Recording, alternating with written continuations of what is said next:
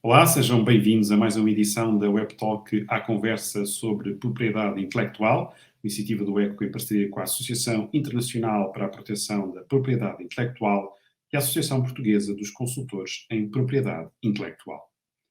O sistema de propriedade intelectual atualmente em vigor em Portugal é adequado à realidade empresarial do nosso país e às exigências que enfrentamos no atual contexto económico nacional e global? Tendo como objetivos promover a inovação, a competitividade do país, o combate à contrafação e à concorrência desleal, de que forma pode o sistema de propriedade intelectual evoluir e melhorar? Questões para a conversa com os nossos convidados: Ana Maria Pereira da Silva, advogada especialista em Direito Intelectual; António Andrade, advogado e sócio da Abreu Advogados; Paulo Monteverde, advogado e sócio da Batista Monteverde e Associados; e João Pimenta, advogado e agente oficial da Propriedade Industrial na J. Pereira da Cruz. Muito obrigado aos quatro por terem aceito o nosso convite para esta conversa. Ana Maria Pereira da Silva, vou começar por si. A propriedade intelectual numa economia de mercado garante, de facto, valor económico aos seus titulares e muitas vezes os direitos de propriedade intelectual são contabilizados como ativos das empresas, apesar de ativos intangíveis. Uma maior visibilidade do sistema de propriedade intelectual e do seu funcionamento permitiria, de facto, gerar mais valor à inovação média em Portugal. Bem, antes de mais, muito obrigada pelo convite para estar aqui presente hoje nesta conversa simpática com tantos colegas que eu conheço. O que é que eu posso dizer? Na verdade, eu penso que nós estamos numa fase em que o foco da propriedade industrial poderia ser comunicado um bocadinho de forma mais abrangente, ou seja, não estando tão virado como tem estado até agora só para informar as empresas ou para alertar as empresas para a importância da propriedade industrial, mas eu penso que nesta fase temos que chegar mais às pessoas, a todas as pessoas, a todo o público. O público tem que perceber também o que é a propriedade industrial e quais são os benefícios que este sistema que existe, este sistema jurídico e esta propriedade que existe, qual é o benefício para todos. Eu penso que a comunicação tem sido muito focada em dizer às empresas inovem e protejam a vossa inovação, mas eu creio que não tem chegado tanto ao público e na perspectiva do público também o que é isto da propriedade industrial e em que é que o público beneficia. Por exemplo, esta situação, este fenómeno de contrafação que existiu sempre ao longo do tempo, hoje com maior expressão, e porque maior expressão? Porque chega a mais pessoas, o produto de contrafação chega ao maior número de pessoas. Eu penso que se a comunicação chegasse também às pessoas sobre a importância da propriedade industrial, os consumidores e o público em geral aprenderia a ver no seu consumo a propriedade industrial de outra maneira, ou seja, nós todos estivemos perante esta situação pandémica, discutiu-se muito sobre as vacinas e se devemos tomar vacinas ou não, e que havia problemas de patentes e porque é que não se caçavam as patentes. Isto é todo um discurso em que o público, eu penso que ficou a ouvir falar de patentes, foi importante, talvez não tenha sido o discurso mais o melhor discurso, sobre as patentes.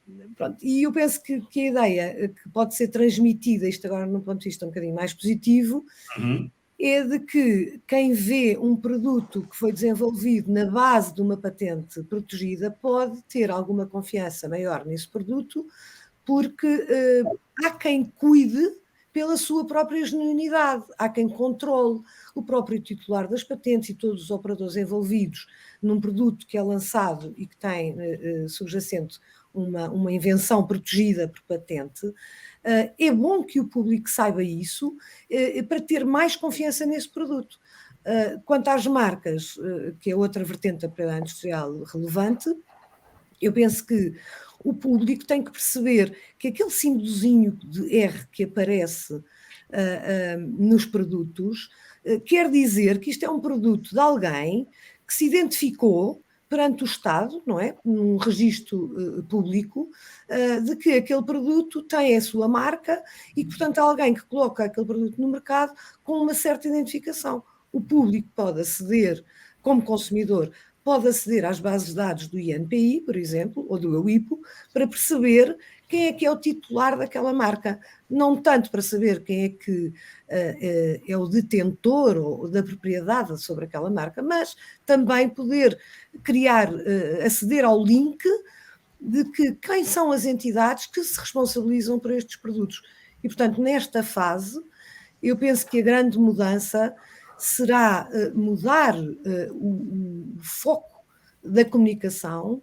É claro que é sempre importante levar literacia de propriedade industrial às empresas, ainda há muito trabalho a fazer, mas no mundo em que vivemos temos muitos jovens, temos muitos consumidores, o consumo está a mudar e é preciso incentivar ao conhecimento da propriedade industrial, no sentido de que qual é a diferença entre o consumo ter propriedade industrial por trás e o consumo que não tem propriedade industrial por trás. Basicamente. Enfim, que é um fator também de confiança nas marcas. Confiança. Saber que existe essa propriedade intelectual. Mas há algumas ideias sobre como é que se podia aumentar esta percepção sobre a importância da propriedade industrial junto do grande público, no fundo? Eu penso que só por força da comunicação, ou seja, a comunicação social ter um papel aqui de interesse por esta divulgação, não chega os esforços do INPI ou dos próprios profissionais. É claro que todos temos família, todos temos amigos, nós profissionais vamos falando nisto a um círculo muito restrito de pessoas, não chega. E é preciso que a comunicação social também manuseie os conceitos de algum modo correto, porque poucos casos que têm sido divulgados que envolvem situações de propriedade industrial, normalmente essa informação é muito deturpada, muito equívoca, muito confusa. Portanto, quem lê uma história sobre os capotes do Alentejo, quer dizer, aquela comunicação não ensinou quase nada. Ficámos só a saber que havia alguém que tinha interesse e que tentou registar qualquer coisa. É preciso levar o público a perceber que existem produtos que são desenvolvidos e que há quem cuide da sua genuinidade a vários níveis. Não é só a polícia, nem só as autoridades judiciais que tomam conta da propriedade industrial. Temos que ser todos a tomar conta da propriedade industrial. E essa comunicação deve ser feita do modo mais positivo possível. Não é só o flagelo, comunicar o flagelo, é preciso comunicar o que tem de bom, ver um sinal de registado numa marca e ver um produto que não tem marca ou que não tem esse sinal. Não é para gerar desconfiança, mas é para ver o lado positivo daquilo que chega às pessoas, porque a propriedade industrial está voltada para o consumo. A propriedade industrial não é uma coleção de registros que se guardam dentro de um dossiê para se folhear de vez em quando, não é uma coleção de selos ou de notas. É um registro dinâmico, é um ativo das empresas, e esta palavra deve dizer isso, não deve só significar património, deve significar o verdadeiro ativo, aquilo que se leva e que se põe em dinâmica e que se leva aos destinatários da nossa atividade. Nós produzimos sapatos, vamos levar também a nossa propriedade industrial aos nossos consumidores. Exatamente. Basicamente, eu penso que é o foco. António Andrade, pedi-lhe que nos explicasse um pouco o que é a patente europeia de efeito unitário e que implicações é que este novo sistema tem para Portugal. Olá, boa tarde. Muito obrigado pelo convite da IPPI, da ACPI e também da ECO Advogados. Felicito esta organização e esta iniciativa. Também uma saudação muito especial aos meus amigos aqui presentes, que conhecemos há mais de 2 décadas. A patente com efeito unitário resulta de um sistema na União Europeia, e daí se chamar patente unitária, que tem em vista a proteção de patentes no espaço da União Europeia, ao contrário do que sucedia com a patente europeia, que não coincide com o espaço da União Europeia. Abrange todos os países da União Europeia, mas tem também outros países que não fazem parte da União Europeia, como a Suíça e a Noruega. Portanto, isto é um instrumento para harmonizar ainda mais o direito de patentes no seio da União Europeia. Que consequências é que isto vai ter? Desde logo, a existência de uma nova forma de proteção da patente, de uma nova via de proteção da patente. Já existia a via nacional, a via internacional, através do chamado PCT, a patente europeia, ou ao abrigo da Convenção sobre a Patente Europeia, e agora a patente com efeito unitário. Bem, as consequências práticas para o mercado português e para os empresários portugueses, é isto que importa aqui, creio eu, sublinhar. A par da patente unitária, ou patentes europeias com efeito unitário, existirá o Tribunal Unificado de Patentes. Por tudo aquilo que a Ana disse, que eu concordo inteiramente, faz todo o sentido, mas depois a fase final da importância da propriedade intelectual traduz-se na eficácia dos tribunais que lidam com esses direitos. Eu posso ter um direito de marca e posso ter um direito de patente, mas se eu não conseguir opô-lo a um terceiro que esteja a infringir esse direito de forma eficaz e eficiente e com resultados finais, nomeadamente com pagamentos de indemnizações, no caso de infrações, como se costuma dizer, é tudo muito bonito, mas no fim do dia falha a parte mais importante do direito. Aliás, em geral, a parte mais importante do direito é a execução das decisões e efetiva responsabilização dos responsáveis por infrações.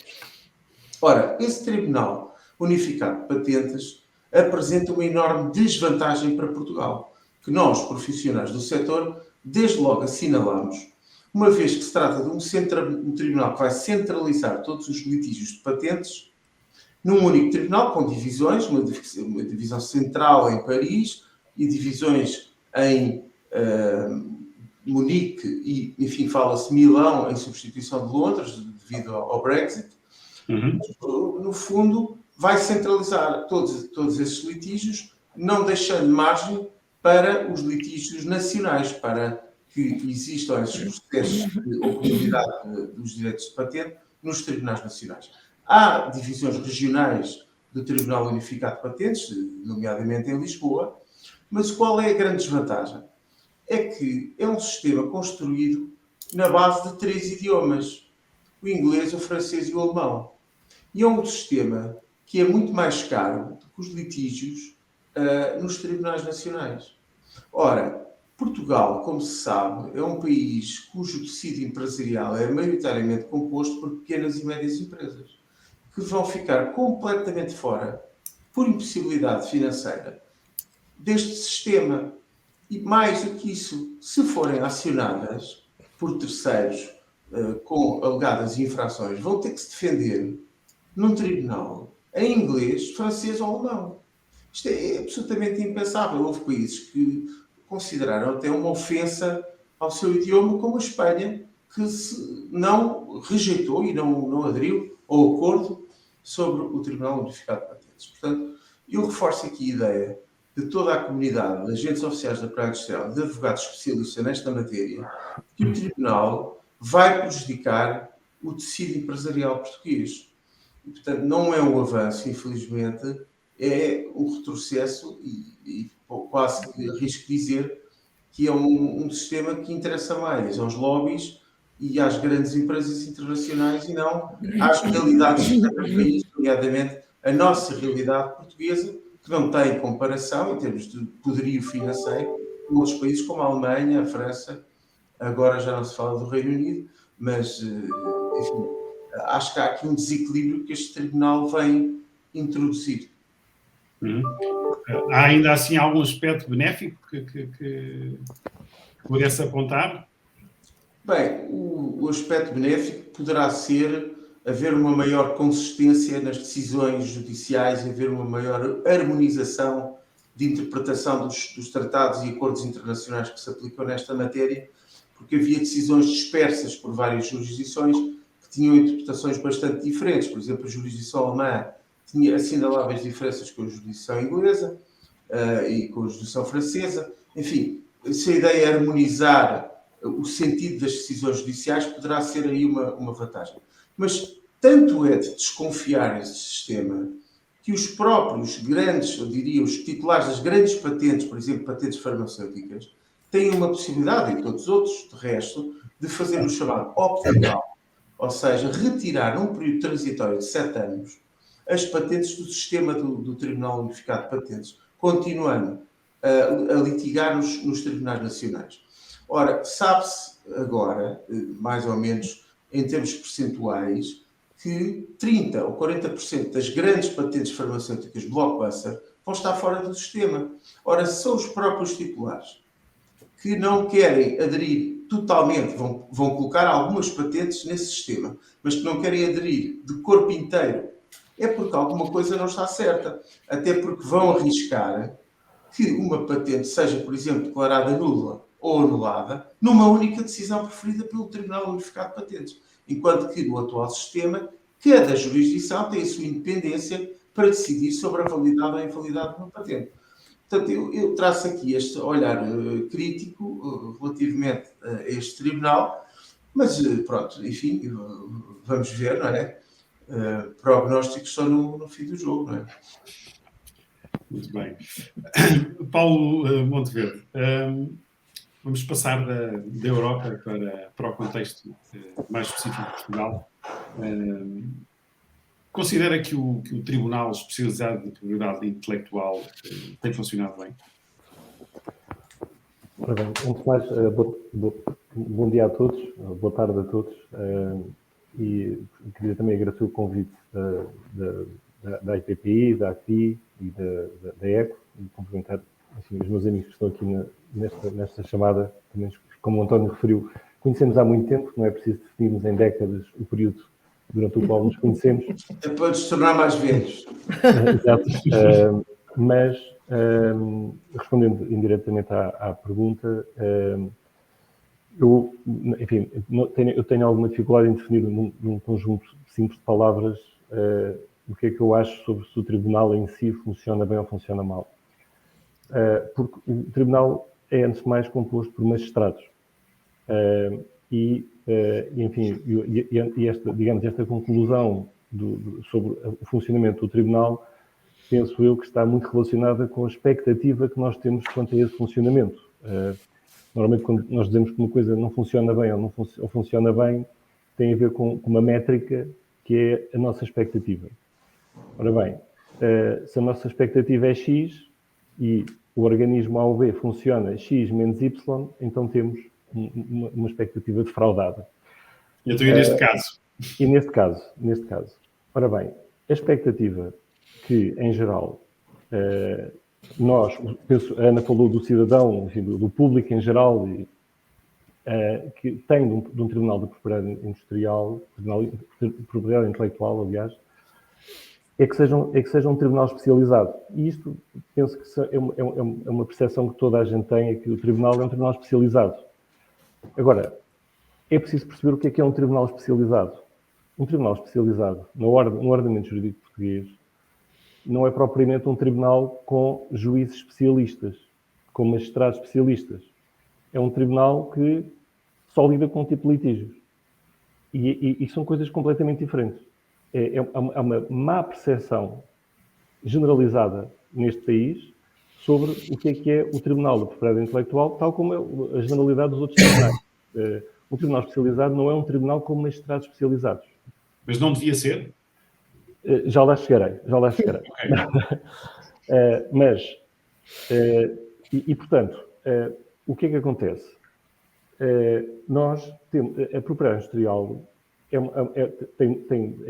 fala-se muito em propriedade industrial, propriedade intelectual, mas estas matérias abrangem direitos com naturezas completamente diferentes, que, em bom rigor, só por mera coincidência é que estão agrupadas no mesmo código. Falar de patentes ou falar de marcas tem muito poucos princípios em comum. Tem uma coisa em comum, que é um direito exclusivo. A partir daí não tem rigorosamente nada a ver. Podiam ser disciplinas diferentes na faculdade. quase com princípios diferentes. E estamos a falar de matérias que são amplamente complexas do ponto de vista técnico. Quando se fala em patentes, eu até me atrevo a dizer que não há nada no mundo mais complexo do que patentes. Não há nada mais complexo. Há direito do desporto, direito fiscal, direito administrativo, sem qualquer desprimor para esses ramos do direito. Mas não há comparação possível entre as discussões que há na propriedade industrial e em particular em matéria de patentes com esses ramos do direito. Esses ramos do direito dá asa a todo o tipo de conversa, de quase poesia jurídica, em alguns casos, enfim, toda a gente opina sobre tudo e mais alguma coisa, porque há uma correspondência entre esses ramos do direito e aquilo que se aprendeu na faculdade. E, portanto, de uma forma ou de outra, todos nós conseguimos opinar mais ou menos sobre um contrato, sobre isto ou aquilo. Agora, para se analisar uma questão que tem a ver com patentes, é preciso ter conhecimentos de facto prévios antes de nós conseguirmos sequer engendrar o princípio de uma opinião. Ora, esses conhecimentos técnicos, na maior parte dos casos, são tão complexos, que são muito poucas pessoas que conseguem apreendê-los, porque é preciso, agora voltando aqui à definição do António, décadas para estudo, décadas de conhecimento técnico que é preciso acumular e dificilmente um advogado, e agora falando só dos advogados, conseguem tratar destes assuntos sozinhos, porque são poucos os advogados, ou se calhar nenhum, que tem de facto um conhecimento transversal da parte técnica de patentes que o habilite a estar em tribunal ou lidar com estes assuntos. É preciso uma equipa que tem que ser formada por advogados, mas também com técnicos da área da especialidade para conseguir tratar destes assuntos. Ora bem, e isto é tudo o que é preparado, esteja nos processos em tribunal, ou seja, esteja eu a representar o titular da patente ou a defender o alegado infrator, tem que haver uma equipa de cada lado montada nestes termos. Ora, quando vamos para o Tribunal da Propriedade Intelectual, que é um tribunal especializado naquela acessão que eu referi há pouco, verifica-se que muitas vezes o que é que nós temos são magistrados que, fruto daquilo da forma como o sistema está montado, é um magistrado que não tem qualquer conhecimento ainda sequer da parte jurídica. Já nem sequer estou a falar da parte técnica. Se calhar leu alguns livros, leu alguma jurisprudência, mas está longe de conseguir ter uma percepção próxima daquilo que é o problema ali em causa sequer. E muitas vezes magistrados que nem sequer estão assistidos por técnicos para ajudá-los a percepcionar aquilo que está a ser discutido numa audiência de julgamento, por exemplo, ou a filtrar aquilo que as partes estão a dizer. Qual é a consequência disto? A consequência disto, e já rapidamente a minha conclusão, é que o que é que acontece a qualquer pessoa quando está num meio em que não sabe muito bem, não percebe muito bem, ou ainda está a tentar filtrar o que é que está ali em causa do ponto de vista técnico ou do ponto de vista... Quando nós estamos num sítio qualquer e vemos uma coisa que não percebemos bem, qual é a nossa tendência? É ficarmos inseguros, é ficarmos assim mais no nosso canto, à defesa, não tomamos nenhuma medida ou nenhuma decisão que possa, de alguma forma, mexer muito no sistema. Vamos ter quase passar despercebidos, digamos assim. Ou seja, gera medo. E o que é que este medo, ou o que é que esta insegurança, o que é que isso na realidade vai gerar? Vai gerar, por exemplo, o António já aflorou isso há pouco, en passant, vai gerar que os tribunais, o Tribunal de Propriedade Intelectual, tem tal como os tribunais portugueses em geral, mas, enfim, aqui estamos a falar do Tribunal de Propriedade Intelectual, tem algumas reticências em atribuir indenizações. Ou seja, mesmo perante a prova de que existe uma violação de um direito de propriedade intelectual, de propriedade industrial, de uma patente ou de uma marca, mesmo a prova estando toda produzida, muitas vezes há algum receio em atribuir uma indenização. Porque muitas vezes não há uma compreensão total de todos os pormenores da questão técnica e da questão jurídica, e esse receio coloca o magistrado um pouco apreensivo, receoso de se calhar às vezes até de fazer aquilo que ele acha que deve fazer. Não é? Isso por um lado. Por outro lado, outra consequência que também gera é que a Ana fala da propriedade industrial e da importância da propriedade industrial, etc., mas há que dizer que há muitos abusos da propriedade industrial. Há muitas marcas que são registadas de má fé, há muitas patentes que são registadas sem inovação nenhuma. Isto está mais do que documentado e todos os anos são anuladas patentes em Portugal e noutros países. Portanto, isto há o chamado evergreening nas patentes. Portanto, isto é um fenómeno que está mais do que estudado e que prejudica o Estado e prejudica os cidadãos. Portanto, aqui fala-se em inovação. A inovação, é preciso ver do que estamos a falar, mas agora não vou aí, não é este o tema. Agora, o que é que acontece? Muitas vezes, a defesa do alegado infrator é invocar que o direito que está a ser invocado contra ele não é válido. Ora, uma jurisdição em que o magistrado sente aquele receio, sente aquela dificuldade nesta matéria que é tão complexa e tem ainda pouca experiência no assunto, vai tendencialmente não anular, vai tendencialmente não ir a fundo na questão e tem algum receio de destruir aquele direito. O direito que calhar deve ser mesmo destruído. Isso significa na prática que o sistema fica quase paralisado, enfim, não funciona. Não funciona. E há uma questão, eu daria só aqui mais uma achega, e em complemento daquilo que a Ana começou por referir, porque tendencialmente, quando se fala em propriedade industrial e na proteção da propriedade industrial, fala-se imediatamente em quê? Em contrafação ou em infração de direitos. Ora bem, isto é a visão, eu diria, um caso muito, eu diria quase ultrapassadíssima daquilo que é a propriedade industrial hoje em dia. Pois a contrafação, se os problemas da propriedade industrial se resumissem à contrafação ou à infração clássica do direito, como Coca-Cola versus Cola-Cola, se isto fosse aquilo que nós temos hoje em dia, isto qualquer enfim, aluno ou estudante de direito conseguia ver isto rapidamente e tratar das questões. A questão é que hoje em dia a propriedade industrial está muito mais complexizada que isto. As técnicas de infração de marca, a forma como é analisada a infração de uma marca, tem que ser muito mais sofisticada, e é em muitas outras jurisdições, não em Portugal, mas tem que ser muito mais sofisticada do que analisar aqueles 3 ou 4 parâmetros do conceito de imitação ou do conceito de contrafação e verificar se se verifica, clicar nas caixinhas. Não. Hoje em dia, a jurisprudência tem que evoluir muito mais para além disto, porque a forma como a propriedade industrial, como os direitos são infringidos no comércio, são muito mais sofisticados. E portanto, eu agora não vou aqui estar a alongar muito mais, mas é uma consequência. O sistema tem que evoluir, não é? Claramente. Enfim, e outra entidade que é fundamental no sistema, João Pimenta, é o Instituto Nacional de Propriedade Intelectual. E eu, enfim, pedia quase o mesmo, pedia ao Paulo, era que fizesse uma avaliação de como é que tem sido o trabalho do INPI, o que é que o preocupa no funcionamento desta entidade. Olá a todos. Em primeiro lugar, começo obviamente por agradecer ao ECO, à IPPI e à ACPI o convite para participar nesta iniciativa.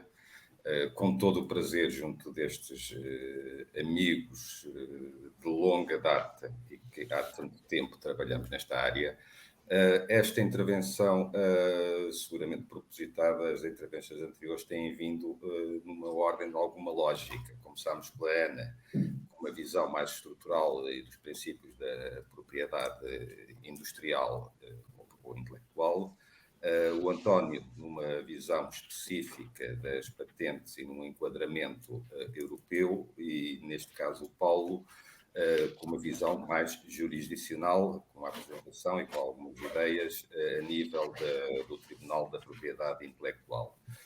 No caso do INPI, Instituto Nacional da Propriedade Industrial, há, evidentemente, evoluções, há aspectos que têm vindo a melhorar e para quem já trabalha, como todos nós, nisto há muitos anos, aspectos muito importantes, alterações, desenvolvimentos muito relevantes têm vindo a ser praticados e implementados. Há também aspectos criticáveis, condenáveis, que, seja ainda neste fórum, seja noutros, certamente teremos a oportunidade para apresentar e criticar esses desenvolvimentos, mas há, acima de tudo, e em primeiro lugar, um desenvolvimento ao longo do tempo. Basta dizer que tivemos, durante muitos anos, o Código da Propriedade Industrial de 1940, que durou, foi bem duradouro. Depois, em 95, 2003, salvo erro, e temos um mais recente agora, que entrou em vigor em 2019. E em todos eles, na sua generalidade, tem havido desenvolvimentos positivos, tem havido aspectos positivos e outros, obviamente, criticáveis, e que estamos nós, os utilizadores do sistema, os profissionais do sistema, sistematicamente a tentar melhorar, implementar e levar na direção correta com as alterações legislativas que regularmente deverão ser feitas e terão que ser feitas. Mas, acima de tudo, há uma forte especialização. O INPI tem vindo a melhorar.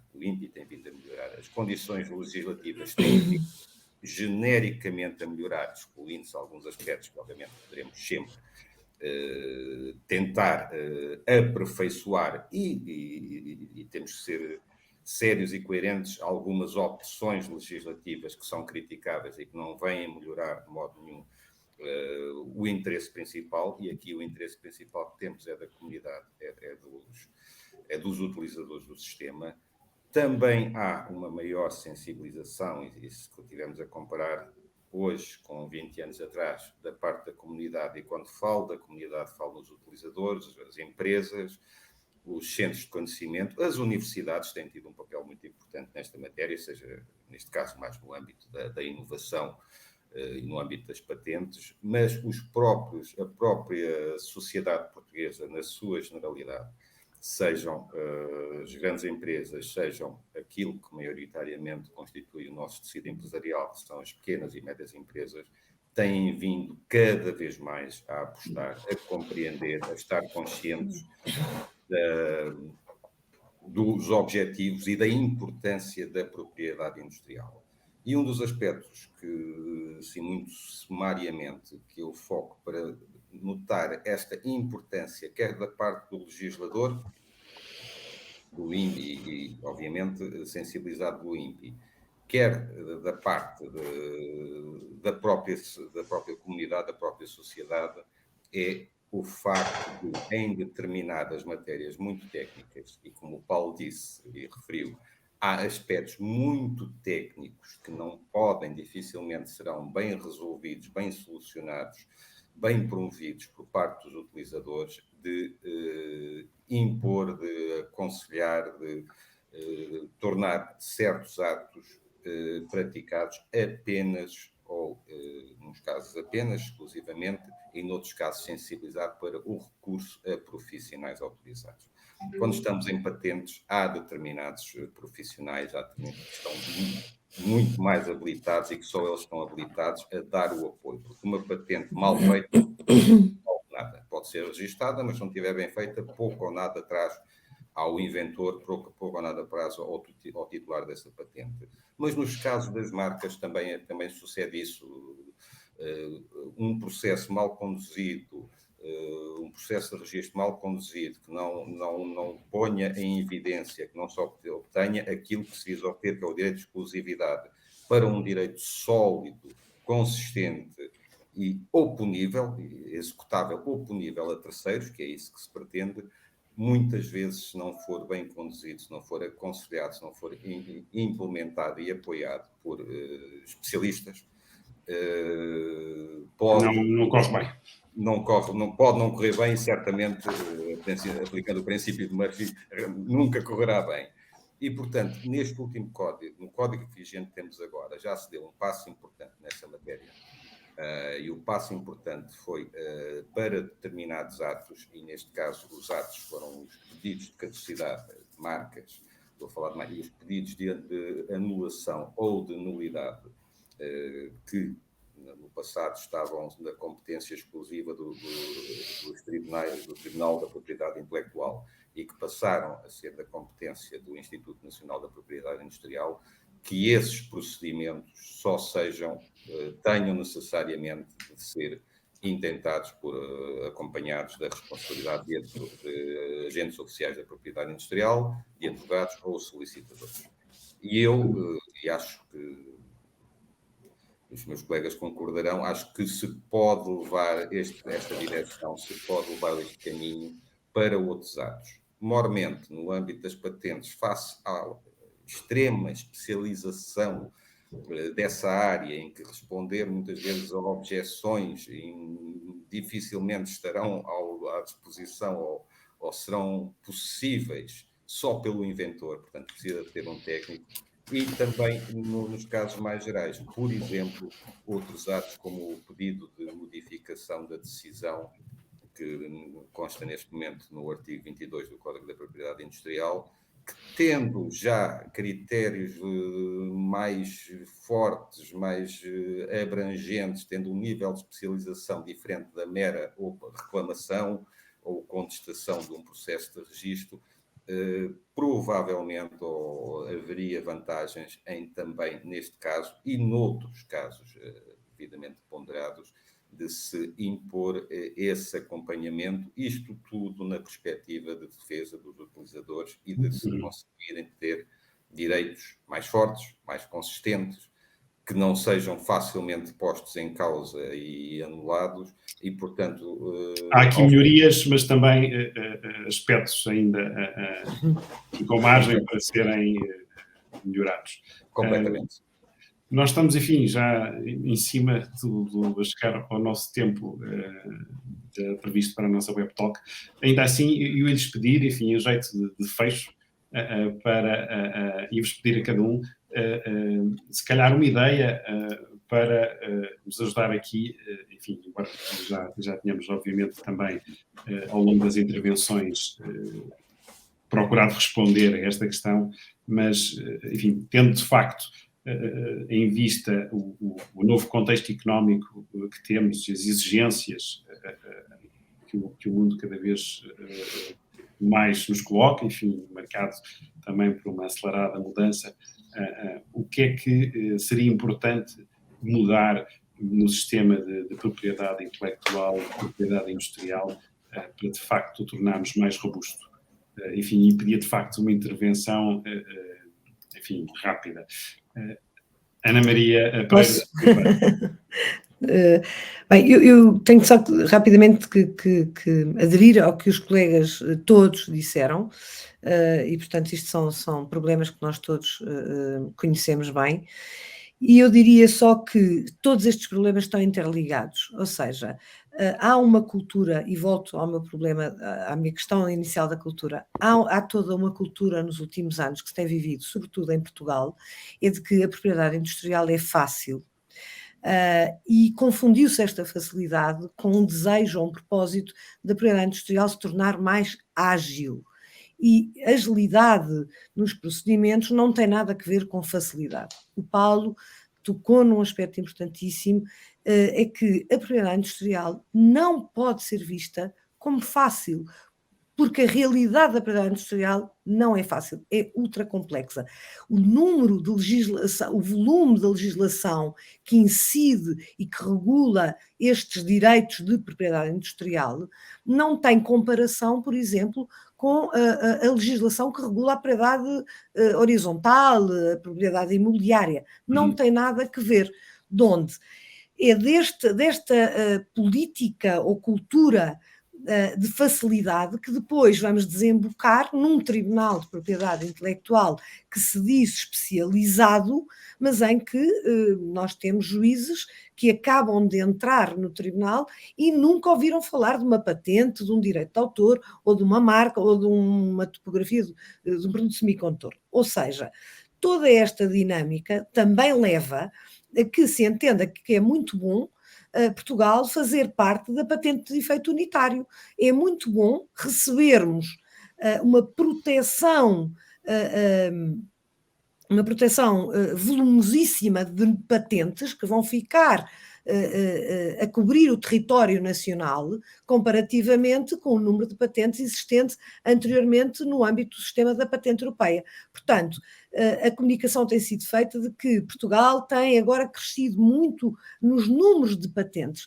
Ou seja, o que é que isso traduz na realidade? Foi a indústria portuguesa que pediu mais patentes ou Portugal recebeu muito mais patentes? É que com a patente de efeito unitário, Portugal vai receber muito mais patentes. E as empresas portuguesas, portanto, toda esta conversa, as empresas portuguesas, para se defenderem, para produzirem, para inovarem, vão ter outros custos, de onde todos estes problemas, a meu ver, estão ligados a um problema de comunicação da propriedade industrial, seja na ótica dos consumidores finais, seja na ótica das empresas, o que é que se vai dizer às empresas e, atenção, também o João Pimenta disse aqui algo de muito importante, é que, ligando ao que o Paulo disse, é que a complexidade exige especialistas e dentro em breve, com sistemas de proteção tão automatizados, Portugal corre o risco de ninguém se interessar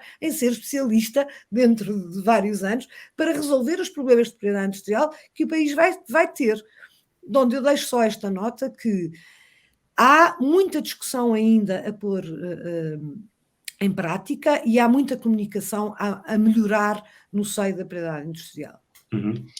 António Andrade, enfim, uma ideia também para ajudar aqui a melhorar o sistema português, não sei, acha que ele é, por exemplo, demasiado burocrático ainda? Antes de mais, subscrever tudo aquilo que os meus colegas disseram, eu tenho aqui uma sugestão que passa também um pouco pelo que a Ana disse, que tem a ver com a comunicação. E há um recente estudo, aliás, já anteriores edições, que demonstra, um estudo conduzido pela Comissão Europeia, o Instituto Europeu de Patentes e o Instituto da Propriedade Intelectual da União Europeia, nós chamamos de EUIPO, mas essa é a sigla em inglês, que demonstra a importância capital das indústrias que utilizam a propriedade industrial no seu dia-a-dia. E os números são impressionantes, porque são percentagens enormes no PIB de cada país e na taxa de emprego. E isto deve chegar à população para perceber a real importância da propriedade industrial nos sistemas económicos. E eu diria mais, não vou arriscar ou exagerar, diria mais, a propriedade intelectual, mais abrangente, é o principal ativo das empresas. Já só para ver muito rapidamente, a outra ideia, sim, telegraficamente, a outra ideia é na sequência também daquilo que o Paulo vinha dizendo acerca da especialização. Nós, de facto, precisamos de magistrados especializados nesta matéria, porque senão não faz sentido termos tribunais especializados. Quer dizer, é impensável na Alemanha, ou no Reino Unido, ou em França, ter juízes que não têm formação técnica específica. Aliás, a maior parte deles tem dupla formação, ou em Química e Direito, ou em Engenharia e Direito.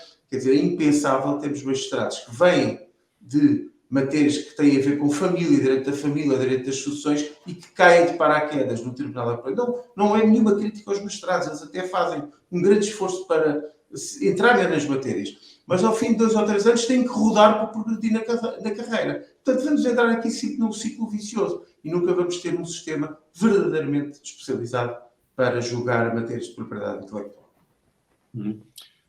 Paulo Monteverde, uma ideia aqui para melhorar o sistema em Portugal. Ora bem, esta última parte que o António disse tirou-me as palavras da boca, literalmente. Não foi literalmente, mas quase literalmente.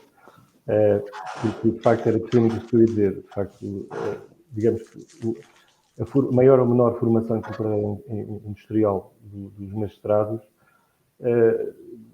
atualmente parte de uma iniciativa do próprio, ou seja, se tem mais interesse em estudar, estuda, se não tem, não estuda, mas a forma como o sistema está organizado, com estas movimentações dos magistrados, faz com que, quando os universidades finalmente já têm algum tempo, já estão mais sedimentados, já têm matéria mais sedimentada, acabam por sair. É a altura de fazer um movimento e vão para outro tribunal ou vão para o Tribunal da Relação. E portanto, até essa aprendizagem acaba por se perder. E estamos constantemente a perder conhecimento no Tribunal da Propriedade Intelectual. É uma pena. E isto é uma coisa que na comunidade, eu falo por mim, mas é assim, a percepção que eu tenho generalizada é que na comunidade de propriedade industrial em Portugal é um sentimento comum a todos nós que, de facto, é uma pena que se perca este conhecimento. Não é? Portanto, se calhar noutros tribunais isto não é tão problemático, porque as matérias são mais facilmente apreensíveis. Direito de trabalho, direito administrativo, enfim, com algum estudo, rapidamente se consegue perceber a matéria e chegar lá. Aqui, não. Por muito que se pense muito mais complexo. Eu tenho uma sugestão muito rápida, que é, eu creio que é preciso perceber que a propriedade industrial é um complemento do negócio. É preciso perceber isto. A propriedade industrial é o fim da linha. A propriedade industrial não é o início. Venham cá registrar as vossas marcas. Não, isto é uma conversa que não interessa a ninguém. Primeiro é preciso pensar no negócio. É preciso ter um negócio. É preciso pensar que se quer inventar qualquer coisa, temos meios para chegar a essa invenção. E depois, então, pensamos se isto tem algum tipo de proteção da propriedade industrial. Agora, é preciso pensar nisso. Como é que se pode passar a pensar nisto? Como é que a propriedade industrial pode passar a fazer mais parte da nossa cultura empresarial? Que é isso que interessa. É muito simples. É nas faculdades de economia, de gestão. A propriedade industrial passar a ter lá uma cadeira, ainda que, enfim, não precisa ser muito longa, mas dar uma noção de que sem essa proteção do modelo de negócio, enfim, das iniciativas que possam existir em termos de negócio, esse negócio não vai ter valor nenhum. Criar essa proteção logo junto dos futuros empresários. Exatamente. Não é na Faculdade de Direito também. Isso é um problema dos advogados. Se calhar as ciências também, não é? Nas ciências, na Faculdade de Ciências, os inventores muitas vezes têm aquele dilema horrível que é: vou publicar um artigo e ter aqui um artigo científico, que eu acho que descobri qualquer coisa e vou ter aqui imenso protagonismo, ou vou falar com uma indústria qualquer em que eu vou lá tentar negociar e licenciar este meu estudo e proteger isto por patente. Portanto, isto são coisas que muitas vezes os cientistas não têm noção nenhuma disto. Exato. As faculdades essa percepção tão simples. Começando pelas universidades. Começar pelas universidades. O António, a Ana, o João, eu próprio, nós estamos disponíveis, vamos lá falar um bocadinho com eles, não há problema nenhum. Isto é um contributo que nós podemos dar, mas é preciso mesmo ter esta sensibilidade, não é? Senão não se sai. Não, eu tenho. Vamos só aqui, para tentar aqui que o João também nos dê uma ideia final. João Pimenta, enfim, quer acrescentar aqui mais alguma sugestão? Em 30 segundos e reforçando só um aspecto. Em primeiro lugar, formação. Formação e especialização, não só ao nível que nem deveria ser tema de conversa do Tribunal da Propriedade Intelectual, aí é necessária especialização. Também ao nível do Instituto Nacional da Propriedade Industrial, é importante haver uma aposta nos examinadores, nos técnicos, para não termos aquilo que temos muitas vezes, e como nas conversas com o Paulo ele refere muito isso, as decisões formatadas quase de minuta, portanto, isto quando temos referências lá para fora na propriedade industrial, e basta ver ao longo dos anos quem tem passado por cargos de direção, quer no EUIPO da marca europeia, quer no Instituto da Patente Europeia. Portanto, temos uma dimensão maior que não é proporcionável à dimensão territorial que Portugal tem. O segundo aspecto que acho que é importante é a aposta pública, a aposta do Estado, a aposta do Governo. Andamos há 2 anos, há um ano e tal, a falar na bazuca europeia, nos milhões que vêm para Portugal. É evidente que estão a decorrer alguns programas, mas não são suficientes. Tem que haver mais apoio, tem que haver mais dinheiro, tem que se colocar mais dinheiro nas empresas para este efeito, para a propriedade intelectual. E que nos permita utilizar a propriedade intelectual como arma política, não, infelizmente, no conceito em que está a ser utilizada atualmente na Rússia, que está a ser utilizada como arma política mais do que condenável, a propriedade intelectual. Nós temos que ser positivos, utilizar essa política pública, esse apoio à propriedade intelectual para ajudar o tecido empresarial português. E isso não será muito difícil. Muito bem. Muito obrigado aos quatro pela vossa participação. Enfim, ficamos aqui com um bom panorama sobre, enfim, de facto, melhorias, algumas carências e também melhorias que podem ser introduzidas no sistema de propriedade industrial. Muito obrigado. Obrigado também à nossa assistência e até à próxima Web Talk, à conversa sobre propriedade intelectual. Obrigado. Obrigada, boa tarde.